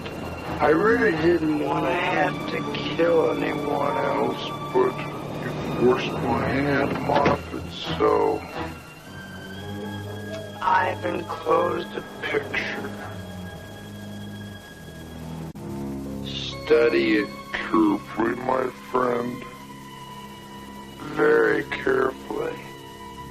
Because by the end of the night, someone in this picture is going to be dead.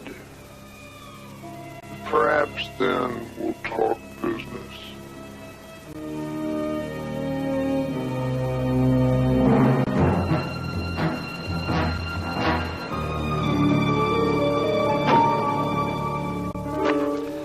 Got to track down all the guests in this photograph, put them under some kind of protection. Most of them are from out of state. Some of them have gone to other clubs to finish up their vacations. It could take all night. Better brew some more coffee, Mr. Moffat. I'll call and arrange for extra personnel. See, Jake, I think it would save a lot of time if you went back to the office, ran all the hotel guest names through Baby. See if we can find out where they can be located now. Okay, on my way. He's playing with us, you know. Yeah, I know that. Worst part is he's winning.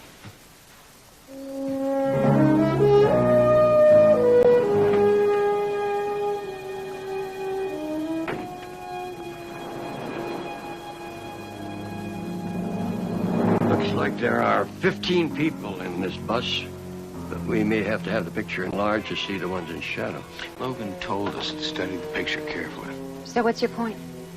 Maybe we shouldn't be looking for the obvious. Like instead of one of the guests being Logan's target, could be someone else, like, say, the bus driver?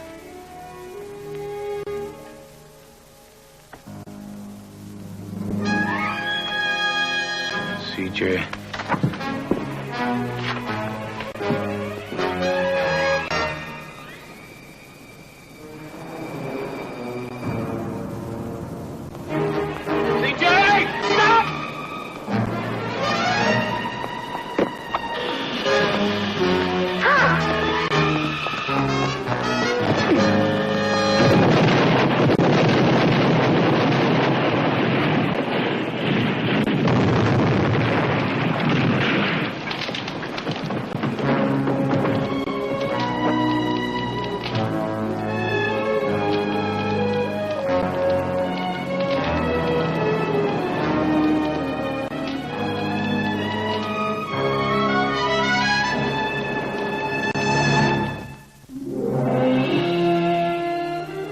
Seems I picked a worthy adversary. You saved the woman's life. Congratulations. But that won't stop me. No, just makes it more interesting. Because you've involved other people, the ante of our little game has gone up.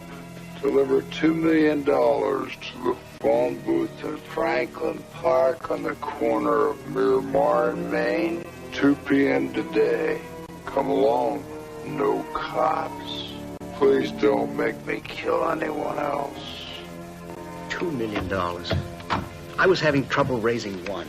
I'm telling you, I don't have that kind of money. Yeah, well, Logan doesn't know that. We've got to go ahead with the drop as though we had the money. Hopefully that'll buy us enough time before he finds out we're bluffing. It's the only shot we have at him. Big risk, boy. Yeah, I know. That's why I'm going to make the drop. Hoyt will back me up. I'll arrange to have you wired. I think it'd be best if Matt drove Moffat's car. Houston, I'm going with you. You know as well as I do that if Logan sees two people in that car, he may bolt. Logan killed my sister. I'm gonna nail this guy.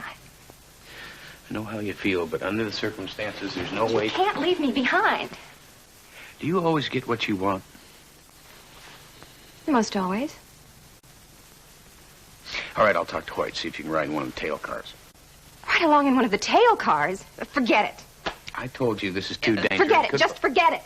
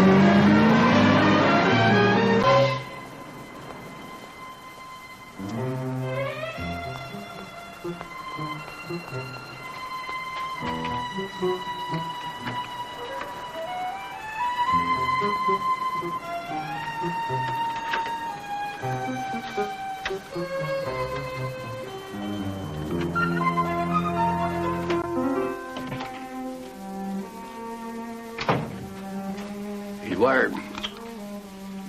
Get the drop-off point covered? A couple of plainclothesmen are there already. I hope they keep their distance. Let's go.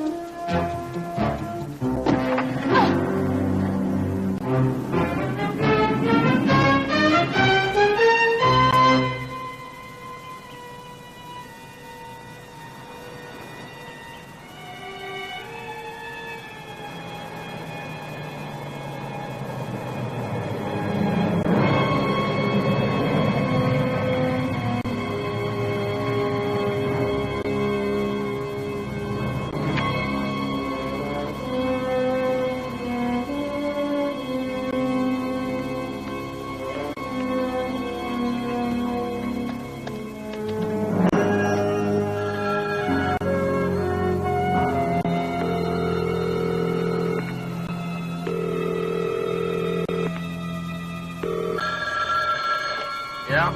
You're not Moffat. No, but I work for him. He was afraid to meet with you. Now, I am here, I've got the money, and I'm alone. We'll see. There's a phone in the park on the other side of the hill. Be there in 2 minutes for further instructions, or you're a dead man.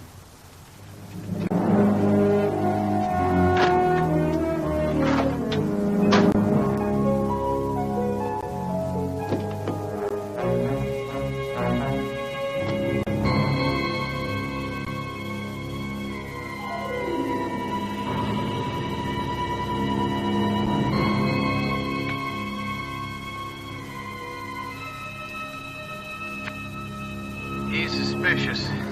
I've got 2 minutes to get to the other side of the park. He's testing me to make sure that I'm alone.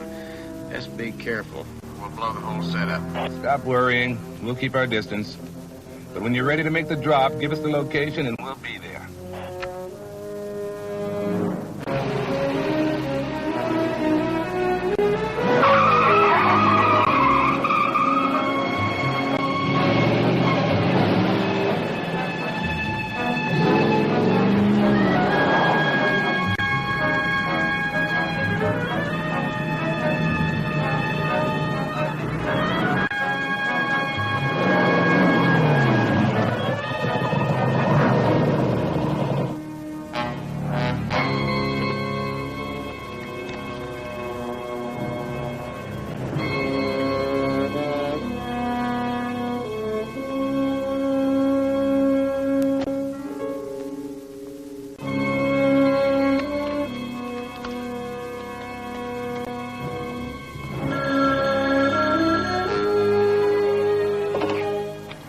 satisfied?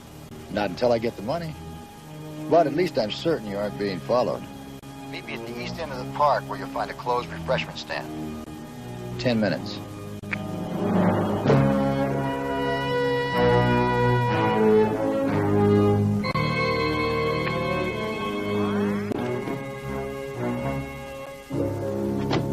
Well, all right, it worked. He thinks I'm alone. Just don't get too close to me.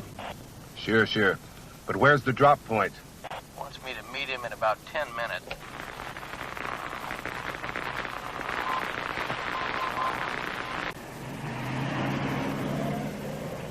Is that a coincidence?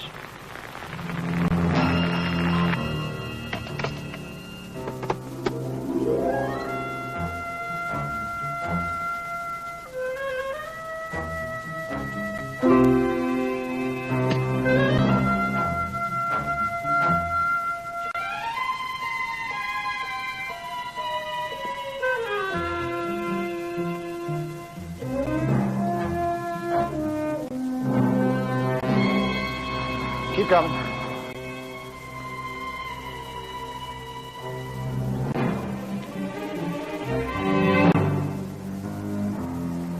Hand me the briefcase.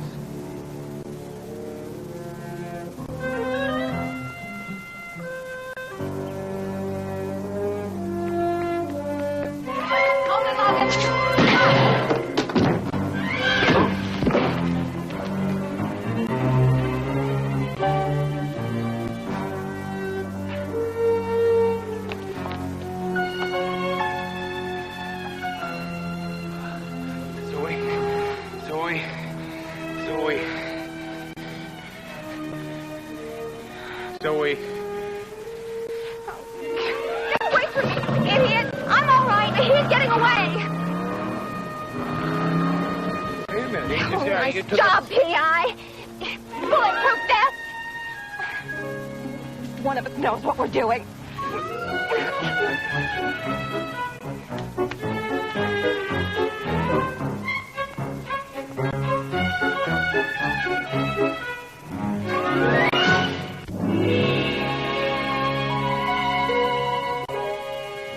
He outsmarted us, Hoyt, plain and simple.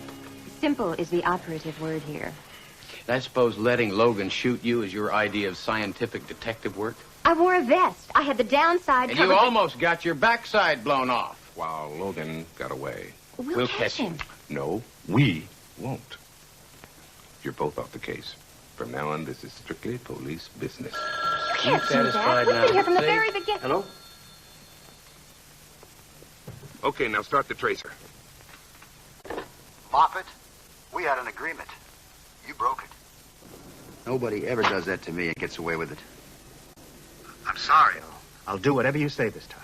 I hope you do. For your sake, because now it's personal. Your guests are safe, but your family isn't. Your beautiful godson in Pasadena? Your mother in Ventura? They might be the next target. Or maybe someone else. Maybe you. How do you know about my family?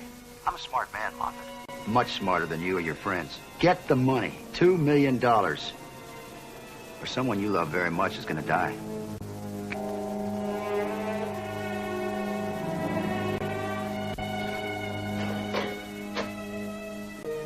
Thank you very much. Could only trace it to section 63. That's as close as they could get.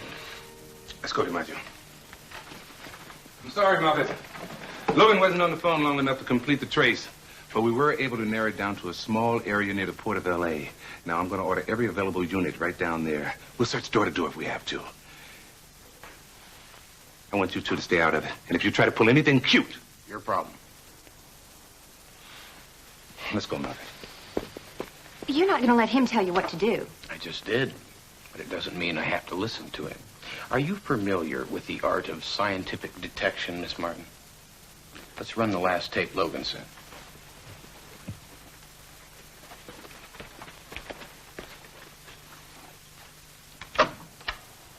Deliver $2 million to the phone booth in Franklin Park on the corner of Miramar and Maine. Here. 2 p.m. today. That whistle in the background. Now, I just heard it when Logan called again. So? Well, did you hear the sequence of boat whistles? It's a signal that a ship uses when it approaches a drawbridge. There's only one drawbridge in the port of L.A.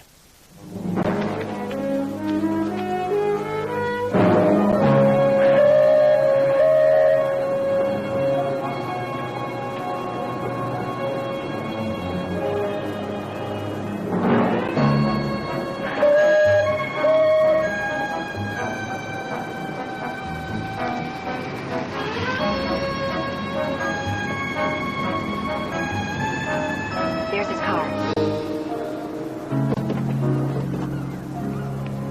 Big place. I'll take the front. Now, this is turning out to be a hell of a relationship. This isn't a relationship. This is a business. Is it? Okay, you take the front. Considering our past experience with Mr. Logan, I'd say there's a high degree of probability that he'll choose an alternate avenue of egress. Is that a scientific deduction? Women's intuition. Great.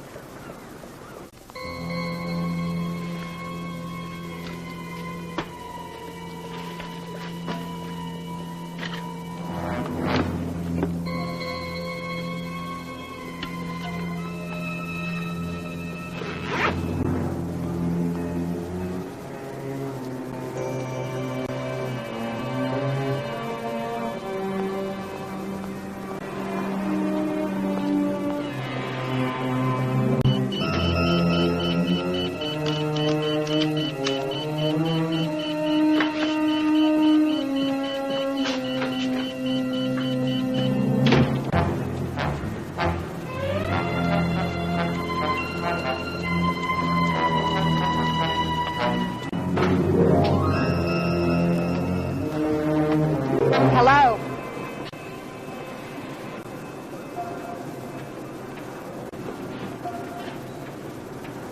I thought you were dead. Well, I'm not. But you are. Zoe! Drop the gun, Houston. This is between Logan and me. He killed my sister. Hey, look, I know how you feel. I said drop the gun. Now kick it away.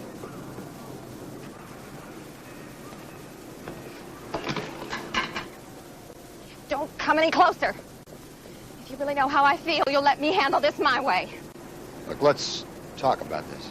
Let's not. Zoe, you have got him. The 2 murders, the extortion, they're going to put him away for life. You don't have to kill him. You sound like Hoyt. I sound like a professional. This is business, remember? Is it?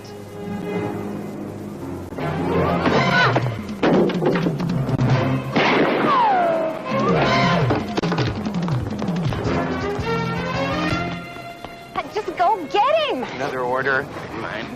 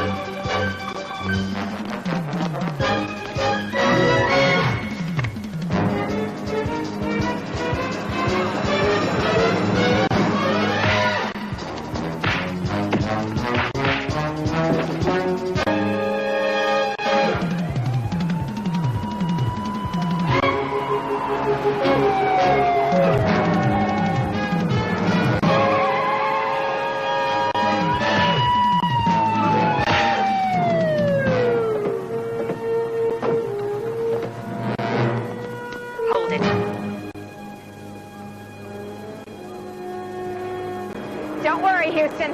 I'm not gonna shoot him.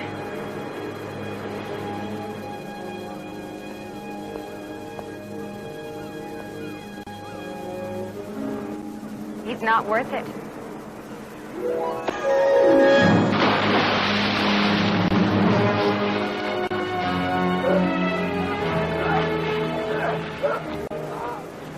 I told you I wasn't gonna shoot him.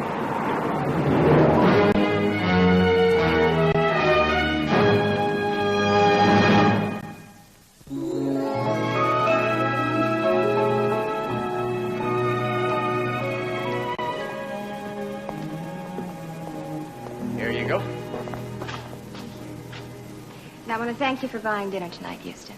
We sure don't have restaurants like that back home in Seattle. Are the portions always that small? Well, it's the least I could do. Take my favorite lady detective out to dinner on her last night in town. Am I really your favorite? Of course you are. You're the only lady detective I know. Well, I think we make a great team. You do. With my brains and your... Well, I'm sure we could think of something for you to do. Well, how very thoughtful of you. Well, I'm always good to my employees. Your employees. I thought you might like to join me back in my Seattle office. Matt, there's so much you need to learn about scientific detection. You can't rely on brawn and good looks forever, you know. I know you'd have to start at the bottom, but... Let me tell you what you can do with your bottom, Miss P.I. Martin. I mean, I have had it up to here with you. You're constantly yipping at me, telling what to do.